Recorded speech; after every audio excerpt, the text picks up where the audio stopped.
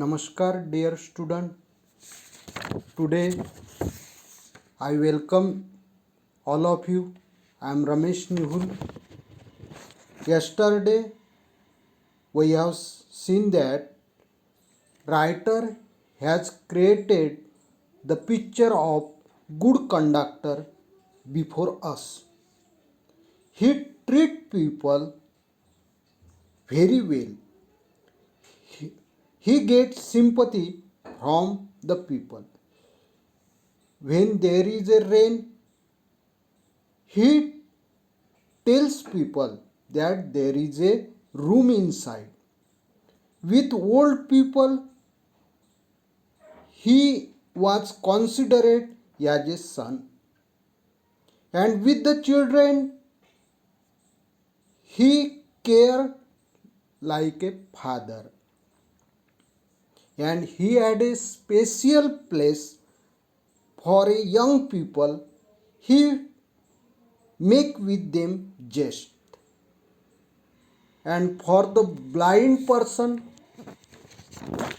he made for them special hymn. He took a blind person across the road.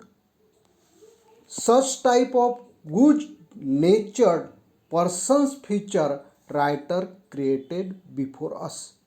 म्हणजे रायटरला या उदाहरणावरून काय सांगायचं आहे की गुड नेचरमुळे त्या एका कंडक्टरचं गुड नेचर होतं, तर त्याच्यामुळे ॲटमॉस्फिअर त्या बसमधलं एक आल्हाददायी प्लेझंट असं ॲटमॉस्फिअर क्रिएट होत होतं आणि त्याच्यामुळे सगळीकडे बाकीचे लोकसुद्धा behave very well with each other, एकमेकासोबत चांगले राहत होते.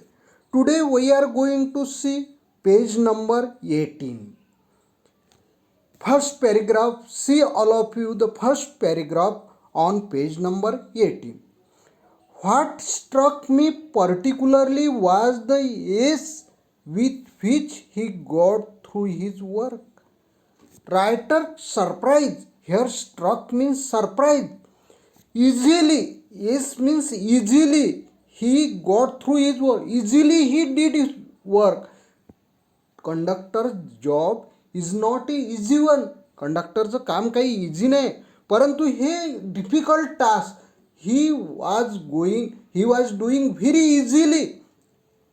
हे bad manners are infectious. Writer इथे कॉन्क्लुजन काढतात. हेच त्यांना या लेसनमधून सांगायचं आहे का बॅड मॅनर जसं इन्फेक्शियस आहे, bad manners are infectious, so also good manner. Good manners also spreading. So use the courteous word. चांगल्या शब्दांचा उपयोग करा, कर्टियस वर्डचा यूज करा. वाईट पसरवू नका. पसरवायचं आहे, स्प्रेड करायचं आहे, तर कशाचा स्प्रेड करा? चांगल्या गोष्टीचा स्प्रेड करा असं सांगितलेलं आहे. म्हणजे you use the courteous word, you use the good manner, then everywhere the pleasant atmosphere will be created and our life will be simple, our work will be simple and easy. आपलं काम कसं होईल? मग सोपी होईल. काम केल्यासारखं वाटणारच नाही तुम्हाला जर तुम्ही प्लीझंट ॲटमॉस्फिअरमध्ये काम केलं तर. If we encounter incivility, most of us are apt to become uncivility. Writer सांगतात की इनसिव्हिलिटी, सिव्हिलिटी अपोजिट इनसिव्हिलिटी. तुम्ही जर बॅड मॅनर्समध्ये, इनसिव्हिलिटी मीन्स हिअर बॅड मॅनरमध्ये किंवा वाईट परिस्थितीमध्ये काम केलं, you will also become the uncivil. But it is an unusually uncount person who can be disagreeable with a sunny people. परंतु एखाद्या अनकाउथ पर्सनले म्हणजे इम्पॉलाइट पर्सनला तुम्ही असं समजावून सांगितलं का बिहेव व्हेरी वेल, गुड मॅनरचा यूज करा, तर त्याला ॲग्री होणार नाही तो. कारण का तो म्हणेल का how it spread, how pleasant atmosphere spread. Pleasant atmosphere spread होते बा हे त्याला कळणारच नाही, तो त्याच्यासोबत सहमत नसेल. Only some people. It is with the manners as with the weather.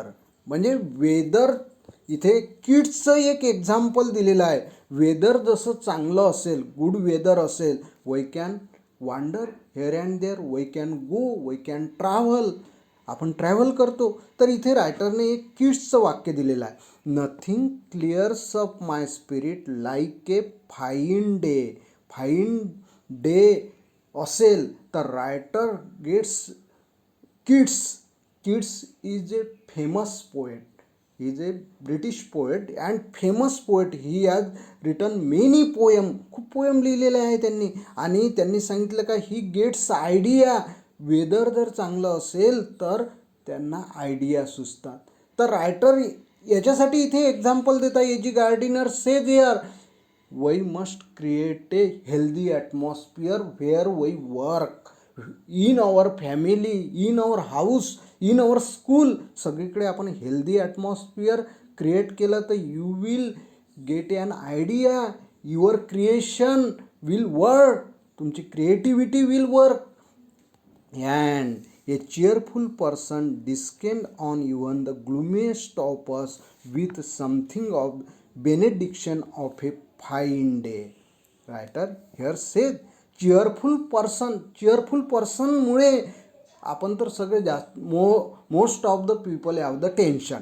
जास्तीत जास्त लोकांवर टेन्शन असते आणि टेन्शनमुळे आपण कसे असतो, ग्लुमी वागतो. परंतु एखादा जरी चिअरफुल पर्सन असेल ना तर त्याच्यामुळे कसं होते, ॲटमॉस्फिअर ब्लेसिंग होते. बेनेडिक्शन मीन्स एअर ब्लेसिंग, एक आपल्याला देणगी मिळाल्यासारखं होते आणि ते मग फाईन डे सारखं काम करते, वेदरसारखं काम करते.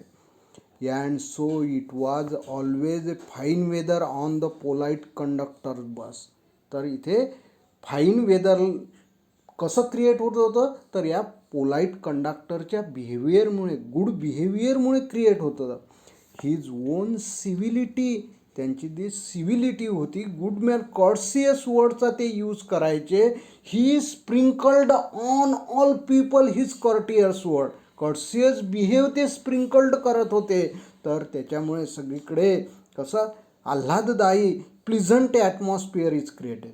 हिज कन्सिलियरिटी लिएटरी ॲड्रेस, कन्सिलियरिटी म्हणजे trying to win the friendly feeling, friendly feeling ते क्रिएट करत होते. म्हणजे कन्सिलियरिटरी म्हणजे शांतता प्रस्थापक, address means ear conversation speech, त्यांचं जे बोलणं होतं ते कन्सिलिएटरी होतं, म्हणजे शांतता प्रस्थापित करणार होतं. गुड ह्युमर्ड बिअरिंग आणि good humour, he make jest with the young people, jest करत होते म्हणजे आनंद घेत होते आणि त्यांच्यासोबत मजाक करत होते. इन्फेक्टेड इज पॅसेंजर, त्यांचे पॅसेंजर त्याच्यामुळे कसे वागत होते, सगळे behave very well with each other, सगळे एक आहे. त्यांचं म्हणजे गुड बिहेवियरचं इन्फेक्शन होत होतं, spreading everywhere the good infection. In lighting their spirit, he lighted his own task, दुसऱ्याचा रस्ता उजळविण्यासाठी स्वतःचं जीवन त्यांचं उजळून जात होतं. म्हणजे आपण दुसऱ्याला हेल्प केली तर आपण आपली स्वतःची हेल्प करत असतो. In lighting their spirit he lighted his own task. This is a simple sentence. First sentence, he lighted their spirit म्हणजे त्यांनी दुसऱ्याचं जीवन उजळविलं होतं. And he lighted his own task. तर इन लाइटिंगपासून तर टास्कपर्यंत this is a simple sentence. His gaiety was not wasteful, त्यांचं जे प्लिझंट, गेटी म्हणजे प्लिझंट मॅनर, त्यांचं प्लिझंट मॅनर हे वेस्टफुल जाणारं नव्हतं. गे म्हणजे जॉय होते, आनंद, गेटी त्याच्यापासून वर्ड आलेला. Getty was not a wasteful, हे वेस्टफुल जाणारं नव्हतं. बट साऊंड इन्व्हेस्टमेंट, त्यांचं ते नेचर, त्यांचं ते जॉय, वर्क त्यांचं हे वेस्टफुल जाणारं नव्हतं. It is was a investment for all, सगळ्यांसाठी ती एक चांगली इन्व्हेस्टमेंट होती. आणि सगळ्यांनी जर ते अशा प्रकारे फॉलो केलं, गुड मॅनर्स फॉलो केलं, everyone get a benefit. Life will be simple and smooth. Our life will get a oiled, आपल्या लाईफला काय भेटेल, ऑइल भेटेल आणि आपली लाईफ कशी होईल, स्मूथ होईल. त्याकरिता रायटरने इथे एक कंडक्टर, गुड नेचर कंडक्टर आपल्यासमोर प्रेझेंट केलेला आहे. See next paragraph. I have missed him from my bus route of late. Writer miss him. Means here writer want to tell that he transferred on the another route. दुसऱ्या रूटवर त्याची bus टाकली, त्याच्यामुळे writer miss him. But I hope that only means that he has carried his sunshine on the another road. Where he was transferred there he shines his pleasant atmosphere. He cannot be too widely diffused in a rather drab world. It cannot be too widely. जग जरी काय असेल, खूप मोठा आहे, wide आहे, diffuse in a rather drab word.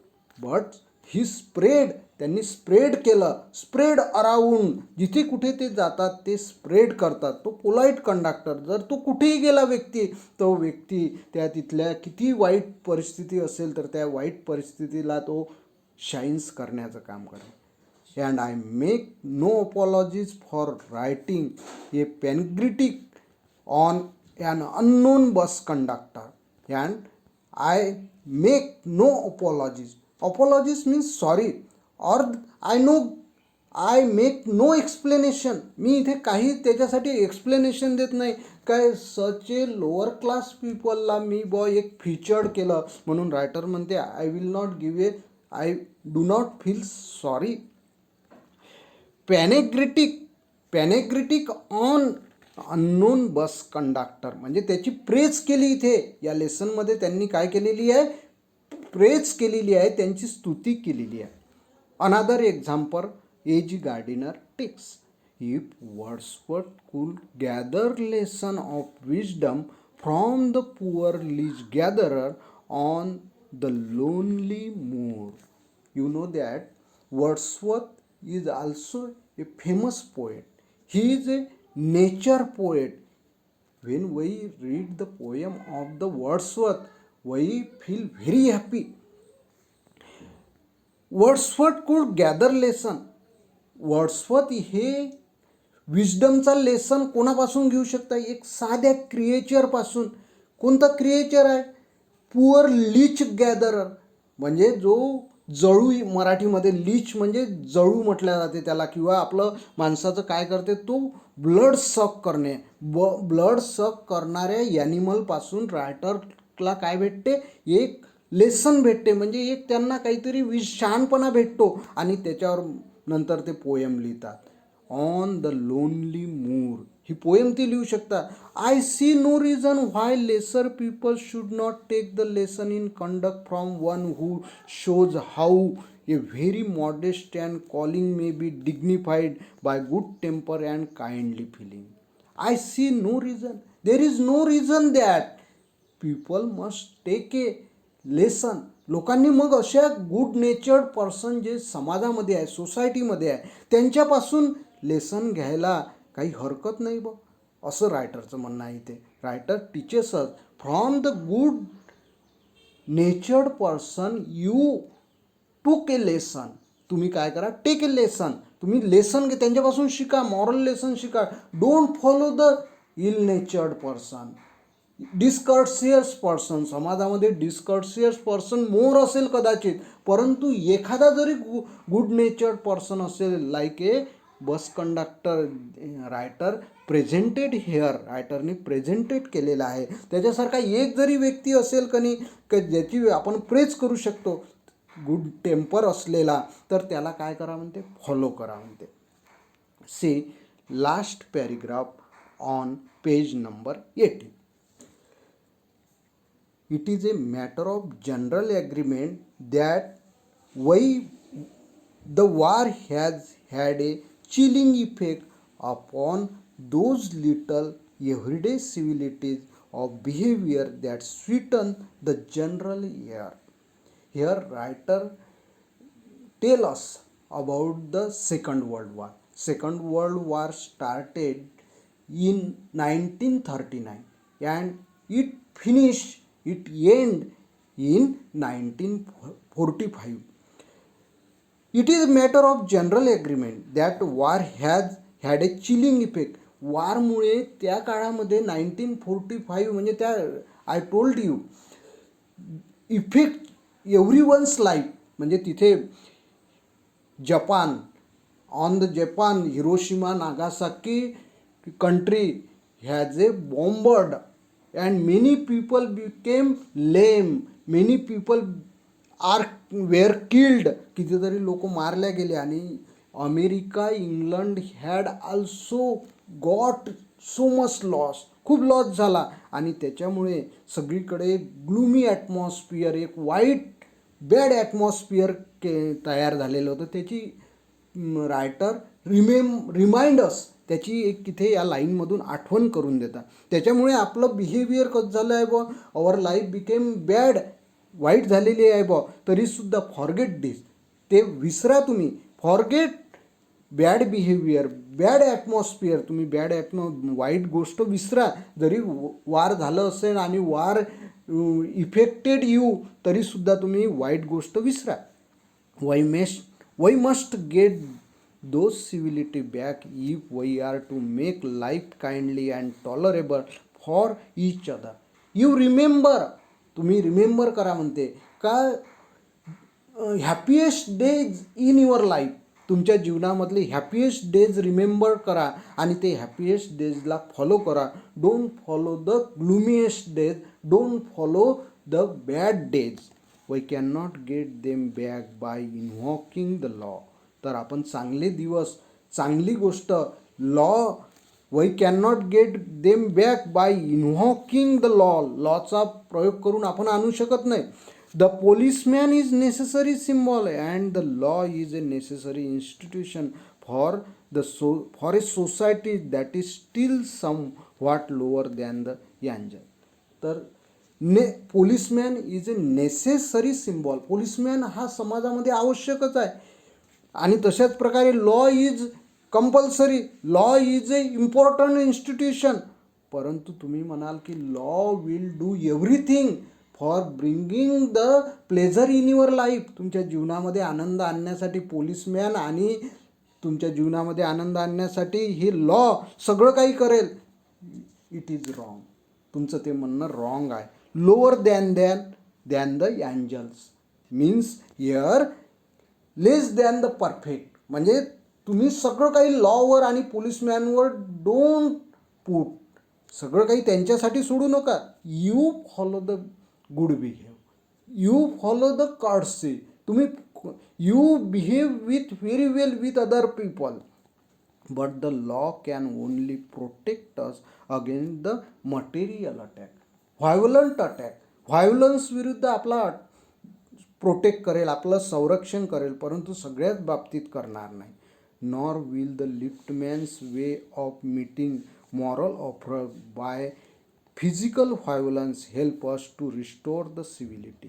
तर लिफ्टमॅनने जे व्हायोलन्सचा यूज केला, तर त्यामुळे तसा व्हायोलन्सचा प्रत्येकाने यूज केला तर आपली काहीच हेल्प होणार नाही, त्याच्यामुळे सिव्हिलिटी प्रस्थापित होणार नाही, असं रायटर इथे सांगितलेलं आहे. अफ्रॉन्ट मीन्स रायटरची जी लिफ्टमॅनची जी मॉरल इन्सल्ट झालेली होती, तर त्या मॉरल इन्सल्टसाठी any one person get a moral insult, he must not use a physical attack. Physical अटॅकचा यूज करायला नाही पाहिजे. It is a very bad thing, writer says ह्या.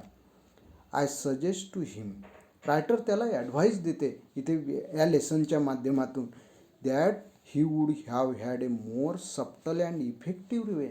त्याने अनादर टाईपचा रिव्हेंज घ्यायचाच होता तर, but not use a physical effort. Physical एफर्टचा यूज करायला नाही पाहिजे होता, फिजिकल व्हायोलन्सचा यूज करायला नाही पाहिजे होता. He had treated the gentleman who would not safely the elaborate. He would have had the victory not only over the boor but over himself. If liftman used polite words to take a revenge, he would have had the victory. Victory कोणाची झाली असती? लिफ्टमॅनची झाली असती.